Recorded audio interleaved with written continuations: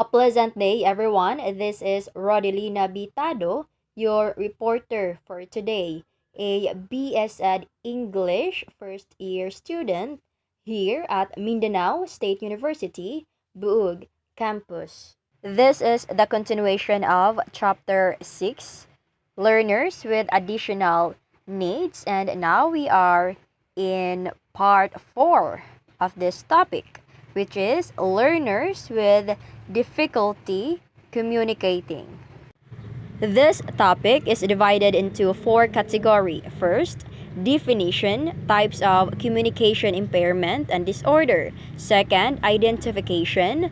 Third, learning characteristics. And fourth, general educational adaptation. For the objectives at the end of this lesson, students should be able to know the types of communication impairment and disorder.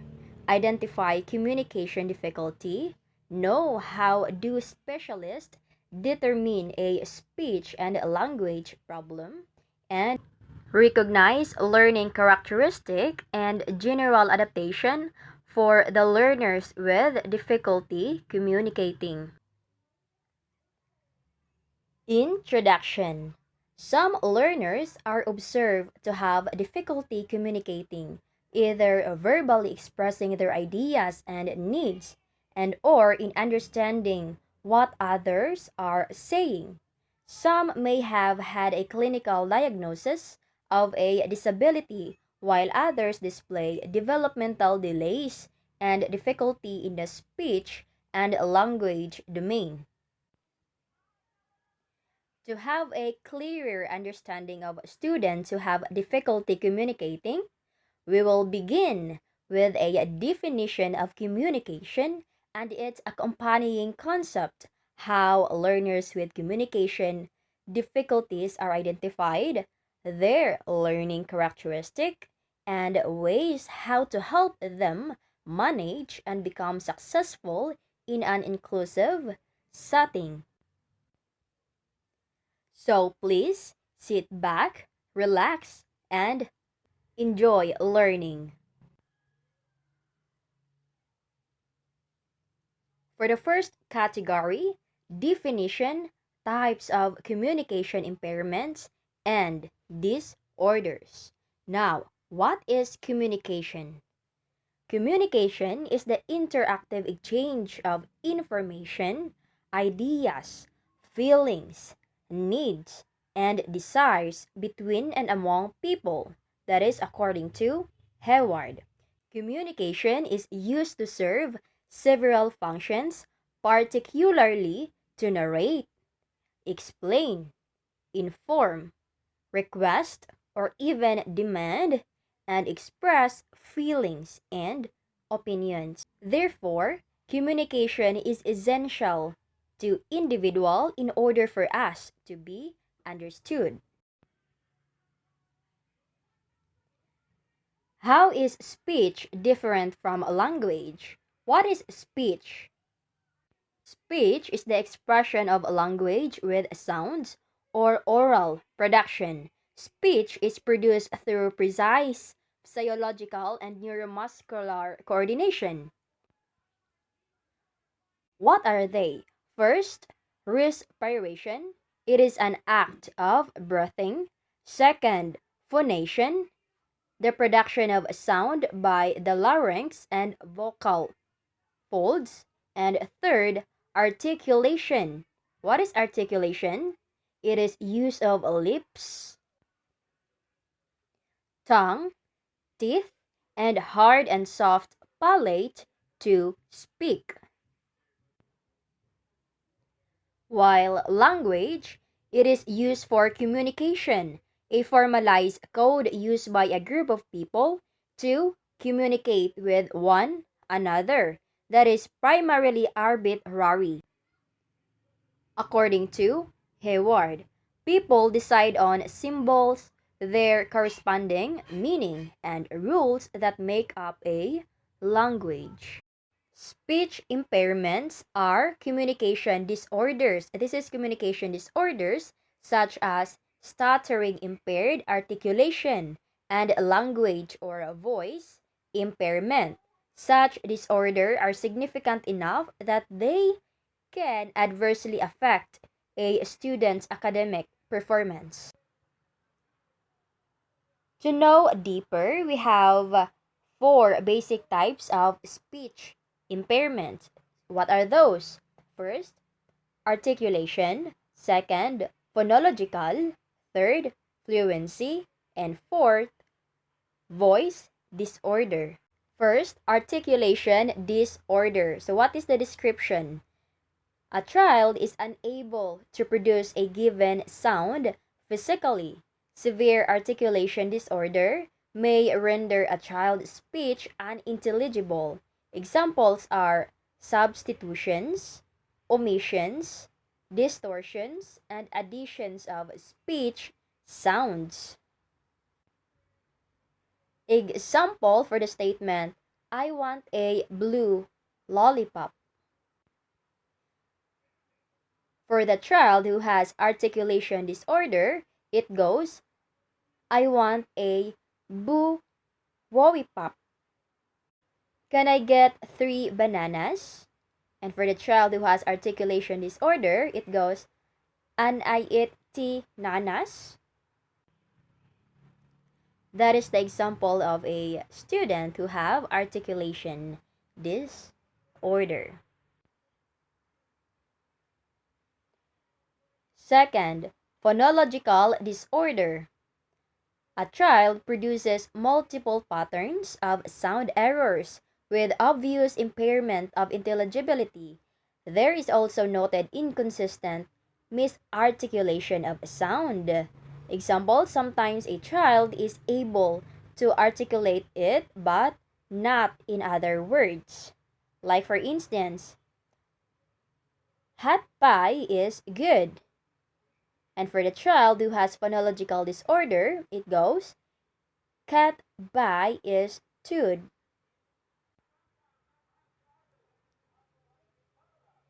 Third, we have fluency disorder. It is the difficulties with the rhythm and timing of speech.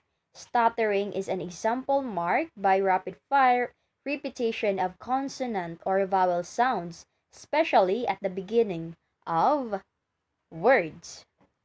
Prolongations, hesitations, interjections, and complete verbal blocks. This is according to Rameg and Shames. Like for instance, I want a banana. Second example, I want a b banana. Third example, I want a banana. That is how child speak with fluency disorder. Lastly, we have voice disorder. Problems with the quality or use of one's voice resulting from disorder of the larynx.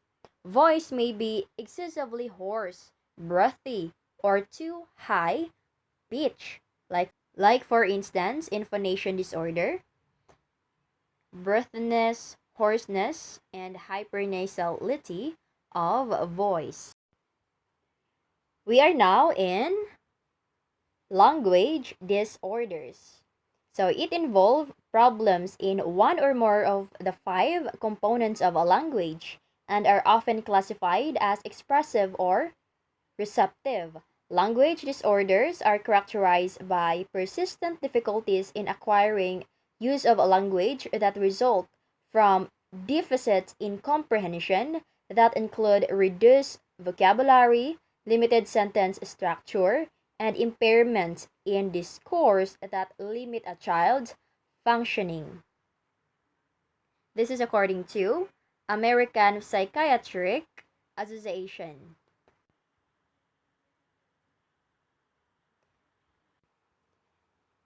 To receive a diagnosis of a language disorder, The difficulties must not be due to an accompanying medical or neurological condition and other developmental disability, intellectual disability, or global developmental delay.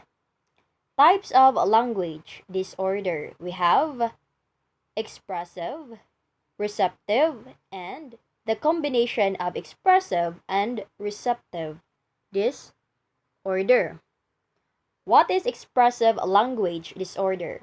It interferes with the production of language. A child may have a very limited vocabulary that impact communication skills or misuses words and phrases in sentence. That is expressive language disorder. While receptive language disorder interferes with the understanding of language. A child may have difficulty understanding spoken sentences or following the directions a teacher gives. Some children may be found to have a combination of receptive and expressive language disorder. At this point, it is also essential to mention that students with autism spectrum disorder or the ESD also display speech and language difficulties. ASD is an umbrella term for related disorders that affect social development and communication. In addition, students with ASD display a trial of impairments in social relationships, social communication, and social understanding. Other disorders that are subsumed under ASD are Rett syndrome, pervasive developmental disorder, and Asperger's syndrome. Oftentimes, students with ASD display deficits in the pragmatic use of language that impact their social relationship.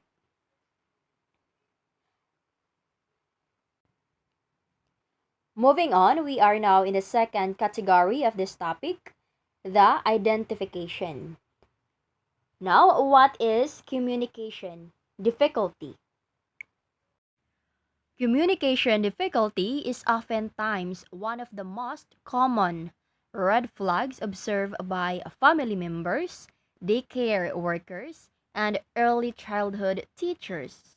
Noted absence, delays, and difficulties in speech and or language often prompt family members to consult their general pediatrician, who then makes referrals to developmental pediatricians and other specialists.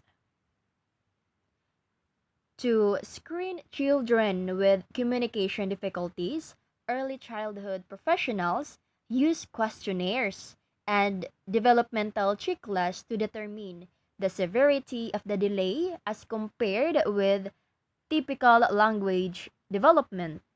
Upon screening, a child may receive educational support and accommodations to help address the delay. If the difficulty is pronounced, referrals can already be made to developmental pediatrician and a speech and language pathologist. At times, referrals are also made to an occupational therapist if speech difficulty is resulting from motor problems. Now, how do specialists determine if a speech and or language problem? A comprehensive speech and language evaluation to determine the presence of a communication disorder involves several components. Case history and physical examination. Assessment always begins with a case history that provides the specialist the necessary background about the child's birth and developmental history, health record, achievement test scores, and adjustment in school. The specialist examines the child's oral, peripheral mechanism, which includes the mouth, nothing irregularities in the tongue, lips, teeth, palate, or other structures that may affect speech production. Hearing. Hearing is tested to determine whether an organic hearing problem is the cause of the suspected communication disorder. As discussed in the previous section, thus, hearing impairments need to be treated to develop speech and language skills. Phonological awareness and processing. Phonological awareness and processing skills provide the foundation for beginning to read in young children, according to Adams.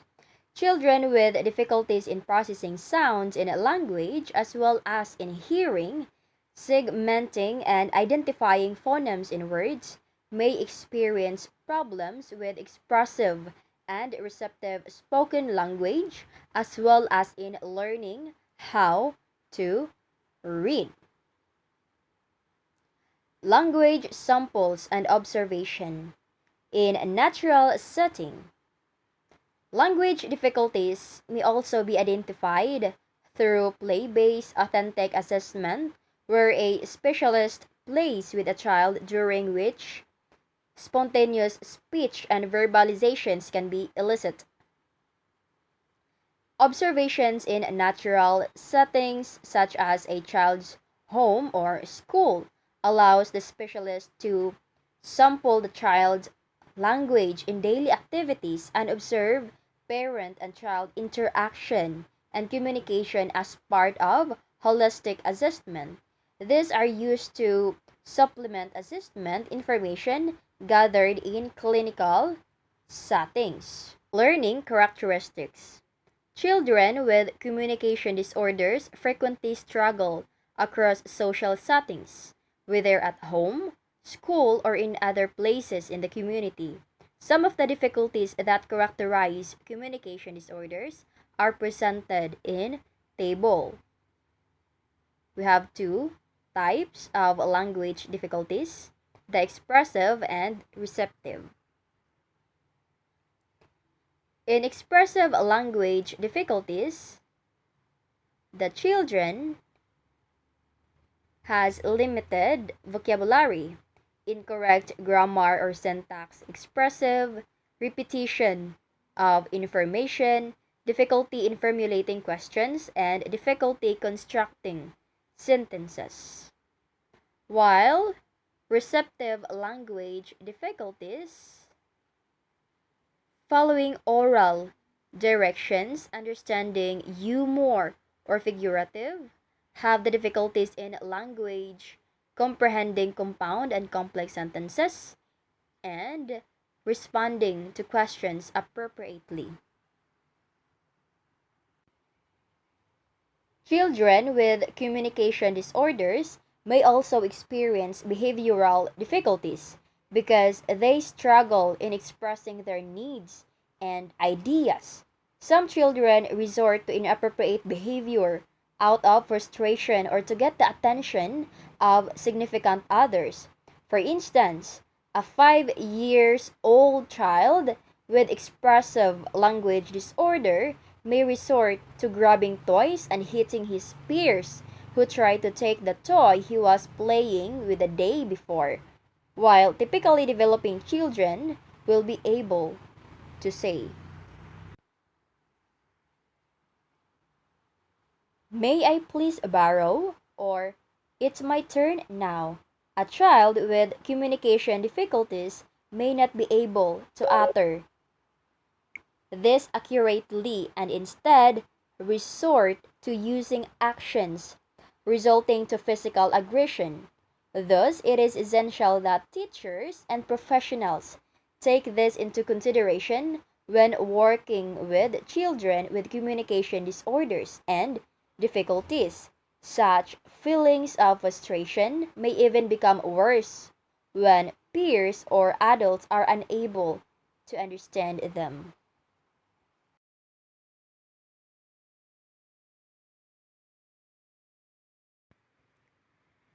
Despite these language difficulties, Children with communication disorders are known to have their own strengths and abilities. Intelligences that shows the different strengths and abilities children have. In theory, children may have abilities in different areas or domains, which makes it necessary for parents and teachers to provide General educational opportunities for such adaptations. strength and Different abilities to be strategies and displayed. accommodations may be used to provide a level playing field for children with communication difficulties or disorders. This section discusses the use of universal design for learning or UDL and practical tips to be used in the classroom. First, we have universal design for learning. Use of UDL in the classroom allows children to learn information, demonstrate understanding, and stay engaged in multiple ways. Example, multiple means of presentation, expression, and engagement.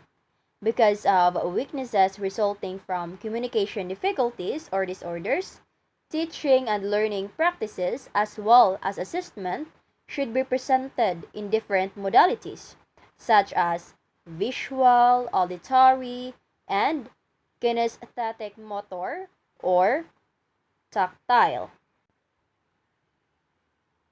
This means that lessons are presented through various means, such as using pictures and or videos and hands or experiential learning, and not solely by passive approaches such as reading from textbooks, lectures, and teacher-directed discussions. Presenting learning activities in this manner gives children with communication difficulties or disorders the opportunity to use their strength and stronger modalities to compensate for their weaknesses and a chance to be successful in an inclusive classroom. 2. Practical tips for the classroom in addition to using UDL. There are practical tips and techniques that teachers can use to provide students with communication difficulties the support they need in order to be successful. First, allow the child to sit near the teacher and the blackboard away from auditory and visual distractions such as the window and the door. Second, get the child's attention before giving directions. Call the child's name or use a prearranged signal. Example, tap on the table or hand on the shoulder to help the child focus and listen to the direction. Third strategy, use pictures, charts, and other visual aids when explaining content to supplement auditory information. Fourth, speak slowly and clearly without exaggerating speech. 5. Simplify direction into short steps. Break down multi-step directions and give each one at a time instead of just repeating each one. 6. Provide a written copy of directions so the child can refer back to it at his or her own pace. 7. Use gestures to clarify information. 8. Use peer-mediated instruction so that peers without difficulties can serve as language models and learning buddies. 9. Provide extra time to prepare for oral language activities. Do not call children with communication difficulties disorders to recite first. Call other typically developing children to serve as language models. 10. Model correct language forms and use appropriate wait times, 3 to 5 seconds or more, to give the child time to think and respond to the question. 11. Explicitly teach vocabulary that is needed in the learning context to promote better comprehension. Now, universal design for learning alongside different accommodations. Example, presentation, response, setting, and timing that are appropriate to the child, and collaboration between the general education teacher and the special education professional will all help ensure that children with communication difficulties or disorders have a chance to be successful in an inclusive classroom.